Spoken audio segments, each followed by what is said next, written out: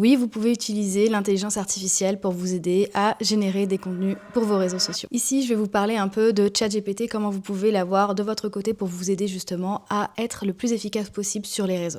Dans un premier temps, ce qu'il faut savoir, c'est que si vous n'avez pas d'idée de contenu, vous pouvez très bien lui demander justement un peu d'aide et on va voir comment faire. La première chose à faire quand vous allez communiquer sur ChatGPT et que vous allez réaliser votre prompt, c'est déjà de lui indiquer un rôle. Il est hyper important de lui dire comment il doit agir, de lui donner le rôle. Par exemple, tu es social media manager. On lui dit exactement qui il est. Pourquoi pas même lui préciser les années d'expérience et pourquoi pas la niche aussi pour laquelle il travaille. Ensuite, il faut lui apporter du contexte. Il faut lui dire exactement ce qu'il va devoir faire. C'est comme un enfant en fait avec lequel vous allez devoir le guider du début à la fin, c'est la même chose. Une fois que le rôle et le contexte sont donnés, il faut lui attribuer la tâche, lui dire exactement ce qu'il va devoir faire. À ça, il va falloir ajouter un but. Donc c'est l'objectif justement de cette requête, de ce prompt que vous êtes en train de faire à ChatGPT. Ensuite, vous allez devoir lui attribuer des contraintes et des formats. En fait, c'est tout simplement pour essayer de le cadrer un peu plus, pour qu'il soit pas trop éparpillé dans les informations qu'il va vous fournir. Et enfin, lui indiquer le ton que vous souhaitez avoir dans votre stratégie, dans votre ligne éditoriale pour que ça corresponde parfaitement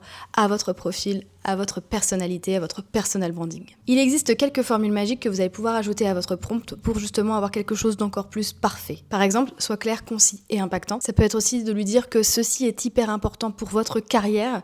Ça peut être aussi de lui dire de prendre le temps de réfléchir avant d'apporter la réponse, qui lui permettra de peut-être faire de plus longues recherches pour avoir beaucoup plus de précision. Et comme ça, vous serez sûr d'avoir quelque chose d'adapté à votre réel profil.